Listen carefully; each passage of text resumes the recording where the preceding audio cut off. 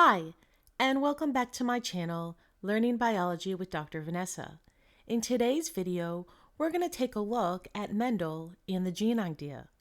Gregor Mendel was a monk in the mid-1800s who did research on the basic principles of heredity by breeding garden peas. We're going to take a closer look at the research he did and how it contributed to our knowledge of genetics. We'll start with an overview on the history of heredity. Before the 20th century, there were two concepts that were the basis for ideas about heredity. The first was that heredity occurs within species. The second idea was that traits are transmitted directly from parent to offspring. These ideas led to the belief that inheritance is a matter of blending traits from both parents. Botanists, or scientists who worked with plants in the 18th and 19th centuries, produced hybrid plants. When these plants were crossed with each other, some of the offspring actually resembled the original strains rather than the hybrid strains. This evidence contradicted the idea that traits are directly passed from parent to offspring. Gregor Mendel chose to study pea plants because of their great versatility. Previous research showed that pea hybrids could be produced. Many pea varieties were available. Peas are small plants and they're easy to grow, and peas can self-fertilize or be cross-fertilized. Self-fertilization is the process where there are male and female sex organs in the same flower, so the flower itself can actually self-fertilize. Cross-fertilization is where pollen from a different strain of pea plant is used, and usually in order for this to be done properly, you need to remove the male stamen from the plant to prevent self-fertilization. So Mendel chose to use these pea plants because of their great versatility. Now let's take a look at Mendel's experiment and what he did with these pea plants. The first thing he did was produce true breeding strains for each trait that he was studying. A true breed, or a purebred, is an organism with certain biological traits that are passed on to all subsequent generations when bred with another true breeding organism for that same trait. To breed true means that two organisms with a particular inheritable phenotype, something that we can see, produce only offspring with that same phenotype. An example would be a flower color. In his experiments, he allowed the plant to self-fertilize for several generations so that he knew that the plants that he was going to use were true breeding to the features that he wanted. Mendel also cross-fertilized true breeding strains that had alternate forms of a trait. He performed reciprocal crosses as well, and these can help to determine whether the trait is autosomal or sex-linked, or complete or incomplete dominance. True-bred organism gets crossed with an organism not expressing the trait. And we're going to discuss this in more detail as we move through the lecture. He also crossed different traits as well. Again, we will look at those in more detail. And he allowed the hybrid offspring to self-fertilize and then counted the number of offspring showing each form of the trait every time he did this. Let's take a look at some of Mendel's experiments, starting with a monohybrid cross. A monohybrid cross is a cross to study only two variations of a single trait. Again, in his experiments, he started with varieties that were true breeding. These are plants that produce offspring of the same variety when they self-pollinate. So each trait had one alternative form or variation. He looked at flower color, either purple or white. So true breeding, when he made his true breeding varieties, that meant that the purple true breeding would only make purple, the white true breeding would only make white.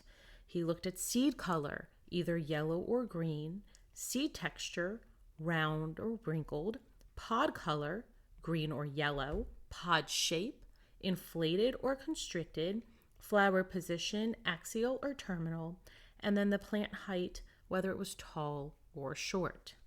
In a typical experiment, Mendel cross-fertilized two contrasting, true breeding varieties in a process called hybridization. The result of the crosses showed that if blending of traits occurred, there should be a blending of the colors of the parents in the offspring. However, this isn't what his experiment showed. Instead, all offspring of the first generation resembled one of the parents. The true breeding parents that he used are called the P generation. So when he bred and got that first generation is called the F1 generation, or the first filial generation. This is the offspring produced by crossing those two true breeding strains at the very beginning. So for every trait Mendel studied, all F1 plants resembled only one parent, something that he didn't expect to see. No plants with characteristics that were intermediate between the two parents were produced. And the F2 generation are the offspring that resulted from the self-fertilization of F1 plants. So from his experiments, we start to see some things unfold, and we start to learn about genes as things get put together, and we learn about the difference between dominant and recessive. And a dominant allele or a dominant gene is going to be the form of each trait that is expressed in F1 plants, and then the recessive is going to be the form of the trait not seen in the F1 plants. And we'll continue to talk about this so that you'll understand this terminology better as we go along. When Mendel looked at these experiments with the F2 generation, which was the offspring that result from the self-fertilization of F1 plants, he saw that this generation exhibited both forms of the trait in a very specific pattern, where 3/4 of the plants had the dominant form and 1/4 of the plants had the recessive form. And so the dominant to recessive ratio was 3:1. Mendel discovered that the ratio is actually 1 true breeding dominant plant, 2 not true breeding dominant plants, and then 1 true breeding recessive plant. This table sums up Mendel's F1 crosses for the different characters in pea plants. So it shows the different things he was looking at, whether it be purple and white flowers, yellow and green seed color, seed shape, pod color, and so on and so forth. So remember, the first thing that he started with was that he used true breeding parents. That was important, and then he crossed those true breeding parents to form the F1 generation. And when he formed the F1 generation, he saw that all the offspring resembled one of the parents. And this allowed him to come up with this idea of dominant versus recessive. So the trait that he saw in all the offspring of the F1 generation was the dominant trait, and the recessive trait was the one that wasn't seen. So now that we know that, we can do that first cross that he did with those true breeding parents. So let's take a look first at the purple. So we're going to give the purple plant, a true breeding purple plant would have both of the same alleles. We now know that it's dominant, and so we're going to give it 2 capital P's to show that it's purple and it's homozygous for that allele. They are true breeding, and we're going to cross it with a white flower, which is recessive, so it's going to be 2 little p's, and it's going to be homozygous for that trait as well. That's true breeding. And in order to cross this, we're going to have to do something that is called a Punnett square. So we're going to take these alleles and we're going to cross them and see what we get. So one parent can only give the 2 big P's, and the other parent can only give the 2 small p's. And this is going to cross these like this. So we're going to have the big P, little p, big P, little p, big P, little p, big P, little p. So we get all the same in this F1 generation. So this is the F1 generation, and it yields a heterozygous individual having one of each allele. And so that is going to show that they're all going to be purple and they each carry one allele. So their genotype is going to be big P, little p, or heterozygous.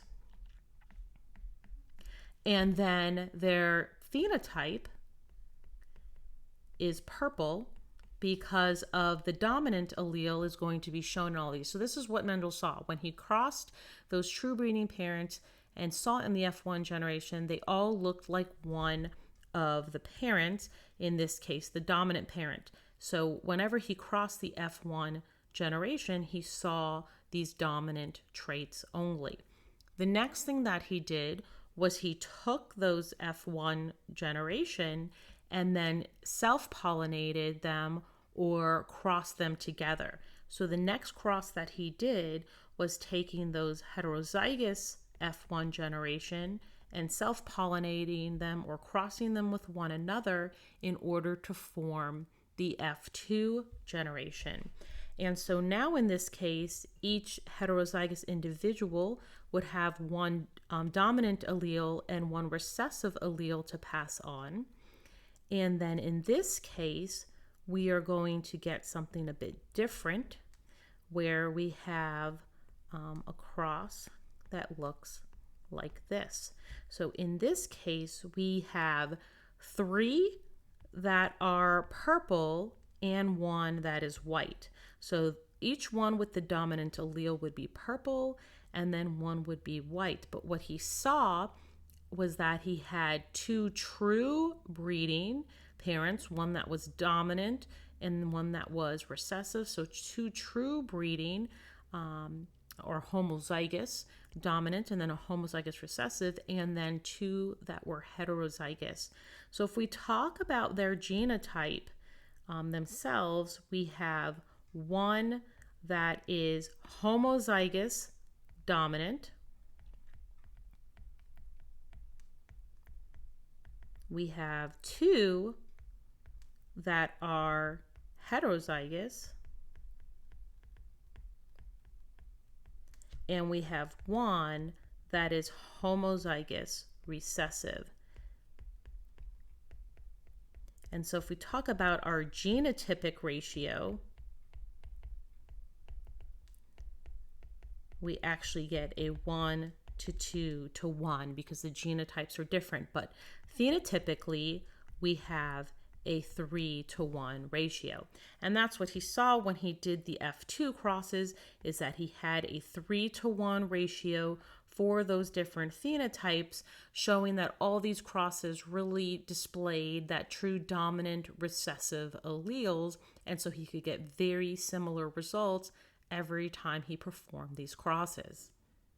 So Mendel came up with this principle of segregation, where there are 2 alleles for a gene that segregate during gamete formation, and that occurs during meiosis, and then they are rejoined at random, one from each parent, during the process of fertilization.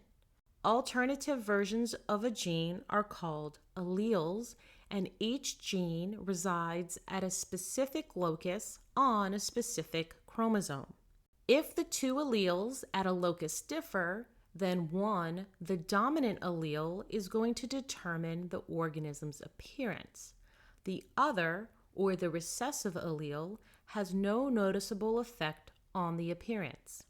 So a gene holds the information for a trait that is passed from parent to offspring. It comes from the DNA, that genetic material, and the term allele is what we use for alternate forms of a gene. So there's an allele for the purple flower and an allele for the white flower. If something is homozygous, then that means it has 2 of the same allele. If it is heterozygous, then it has 2 different alleles. The genotype is the total set of alleles of an individual, and the phenotype is the outward appearance of an individual. So we just talked about those purple and white flowers, for example. And so big P would be dominant because they're both capital letters. We use that to display the dominant trait. And it's homozygous because there are two of them. They're both the same allele. So these are two different alleles. They're both the same allele. This is homozygous dominant. So the big P is the genotype. And then the purple color would be the phenotype. For the next one, we have a mixture of both alleles. So this is referred to as heterozygous. And because it has that dominant allele in here, this flower would also be purple. And so its phenotype would be purple. So its genotype would be heterozygous or big P, little p, and then its phenotype would be purple. And the last one here is little p, which is homozygous recessive. So this is its genotype, that little p, and its phenotype would be white. A test cross can reveal an unknown genotype. So we can use a test cross to determine the genotype of an individual with a dominant phenotype. As I just mentioned before, an individual with a dominant phenotype could either be homozygous dominant or heterozygous. We don't know, we can just see the phenotype or that outward expression. So in order to figure it out, to determine that genotype, we can carry out a test cross which breeds the mystery individual with a homozygous recessive individual. And then if any offspring at this point display the recessive phenotype, then the mystery parent must be heterozygous. So what the test cross allows us to do is discover what the genotype is of that dominant phenotype. So if the dominant phenotype is shown, for example, purple flower, and we don't know what its genotype is, we can cross it with that recessive phenotype, because the recessive phenotype would have to have two of those recessive alleles in order to show. The dominant genotype could either be homozygous dominant or heterozygous. So when we cross this unknown dominant phenotype to the recessive phenotype and we get all purple flowers as offspring, then we know that the dominant phenotype was homozygous dominant, because that would yield all heterozygous offspring. However, if the offspring yielded recessive offspring, then we know that the dominant genotype was heterozygous, because in order to have any recessive offspring, then the dominant phenotype would have to contribute a recessive allele. So that would lead the genotype of that dominant phenotype looking flower. The genotype would have to have a recessive allele, so it would have to be heterozygous in order to have those recessive offspring. Mendel's experiments led him to the principle of independent assortment, in that a dihybrid cross, or a cross between F1 dihybrids, can determine whether two characters are transmitted to offspring together as a unit or independently. The law of independent assortment states that each pair of alleles segregates independently of any other pair of alleles during gamete formation. A dihybrid cross is an examination of two separate traits in a single cross. So an example would be to look at the different traits of round and wrinkled, and then yellow and green. So for round, that is a dominant trait denoted by the capital R, and then wrinkled would be recessive, and then yellow would be dominant, and green would be recessive. So we can see that we're looking at a homozygous dominant individual for round and yellow, and then a homozygous recessive individual looking at wrinkled and green. So that would be an example of a dihybrid cross where we're now going to be looking at two separate traits in that same cross. What Mendel saw doing this dihybrid cross, if we use that example to do a cross where we were looking at the homozygous dominant individual crossed with the homozygous recessive individual, or true breeding for each one of those particular traits, then the F1 generation of a dihybrid cross shows only the dominant phenotypes for each trait. And that's because the F1 generation would be heterozygous for both traits if we did that cross. So again, that was looking at our example and then doing a cross with that example, and then here getting the F1 generation. So all the F1 generation would be round and yellow because they're going to be heterozygous for both of those traits. And then if we self-fertilize that F1 generation and we cross those members of that F1 generation with each other, then we would get all four possible phenotypes in a set ratio of 9:3:3:1. And that again is crossing that F1 generation in order to produce the F2 generation. So let's take a look at how we would cross these, because this is going to be a little bit different since this is a dihybrid cross. So first we start with our homozygous dominant pair, and we're going to cross that with our homozygous recessive pair. So these are round and yellow, and these are wrinkled and green. Okay, so now we have to figure out what we can actually cross for our different alleles.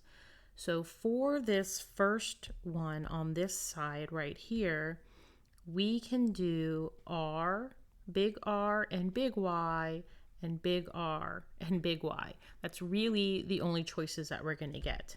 For the other one, our choices are going to be little r and little y, and little r and little y. So when he crossed these true breeding, and they're true breeding because they're homozygous, they're both homozygous, then what's going to happen is we're going to cross these here, and we're going to get big R, big Y, little y, and that's basically what we're going to get the whole time. So similar to what we saw with the monohybrid cross, and we're going to have it look like this. So now everything is heterozygous, big R, big Y, little y, and we are still seeing that these are all round and yellow because of that dominant trait.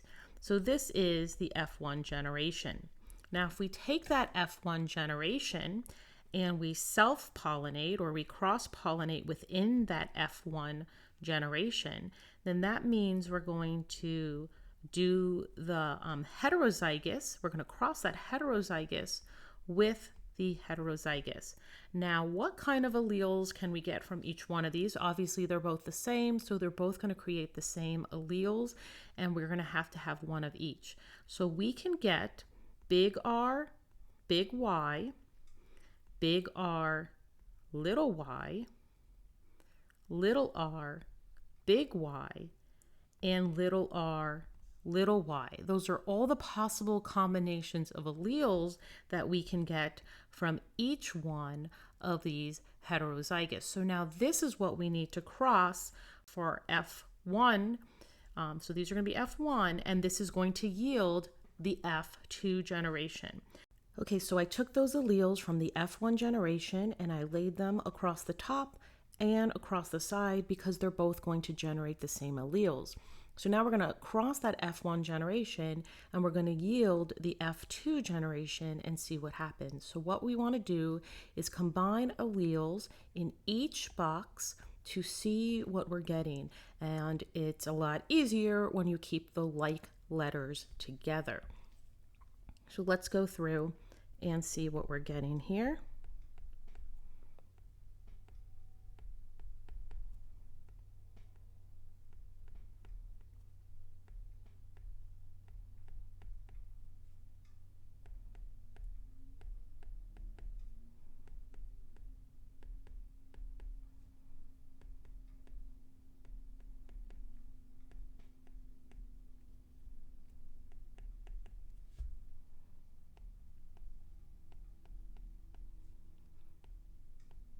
So when we look at these at the end, wherever we see at least one dominant allele, that's going to show the dominant trait.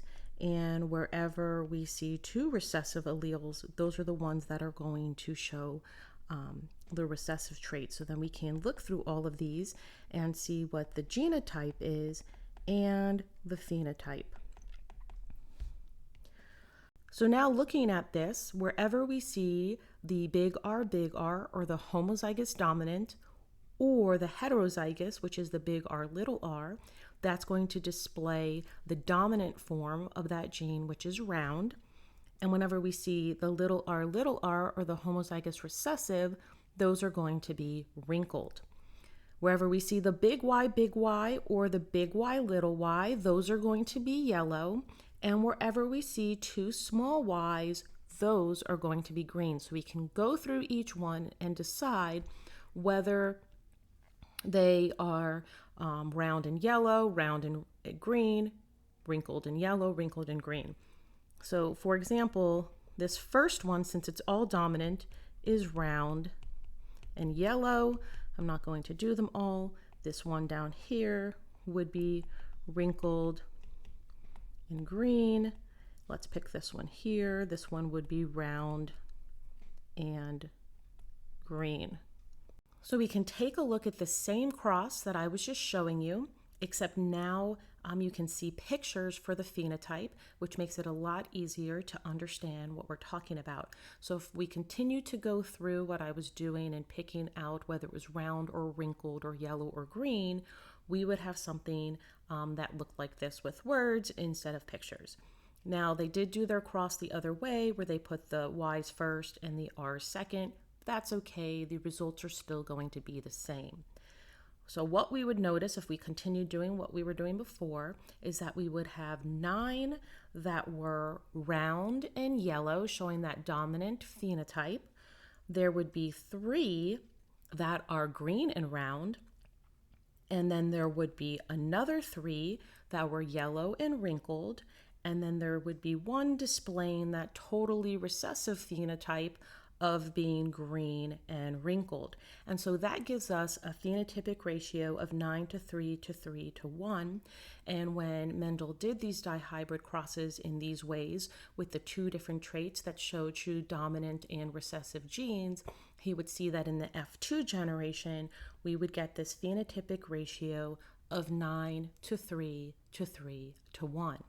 Inheritance patterns are often more complex than predicted by simple Mendelian genetics.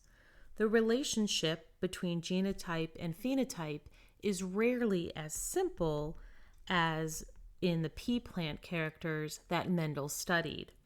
Many hereditable characters are not determined by only one gene with 2 alleles.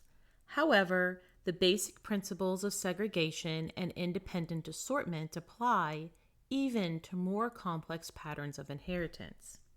The inheritance of characters by a single gene may deviate from simple Mendelian patterns in the following situations: when alleles are not completely dominant or recessive,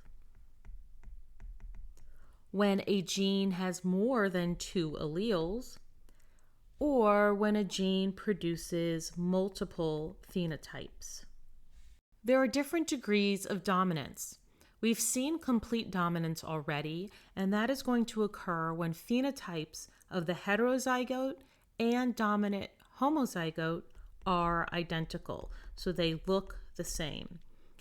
In incomplete dominance, the heterozygote is an intermediate in phenotype between the two homozygotes. In this case, neither allele is dominant. And then in codominance, the heterozygote shows some aspect of the phenotype of both homozygotes. This figure shows an example of incomplete dominance. So in incomplete dominance, the heterozygote is going to be an intermediate in phenotype between the two homozygotes. So we have a red flower and a white flower as our two homozygotes. And when they come together, we get a heterozygote that is an intermediate. It doesn't look like either one of the parents, so neither allele is going to be dominant in an incomplete dominance case. And we have a heterozygote individual here that is an intermediary of the two. So it is blending the traits of those two in that incomplete dominance. It is showing traits from those two parents. The human ABO blood group system demonstrates multiple alleles. There are 3 alleles of the I gene where we have IA, IB, and little I. And it also shows codominance, where IA and IB are dominant to the little I, but codominant to each other. So in the human ABO blood group, an individual can be type A blood, type B blood, type AB blood, or type O. So with that, the alleles that they will display if they're type A would be IA, IA, or IA, little I. So that's where we see that IA is dominant to that little I. For type B, we see similar, where we have the IB, IB, or IBI. And again, we see that the IB is dominant to the little I. For AB, though, we see codominance, where it's IA, IB, and we will actually see both of these displayed on the red blood cell. Because what this really means is that type A blood individuals have type A antigen on the surface of their red blood cell.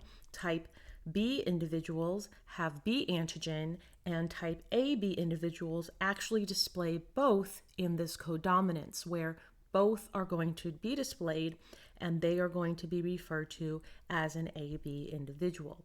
Type O is the recessive form, where it has to have the 2 little i's in order to be type O, and type O doesn't display any antigens on the surface of its red blood cells.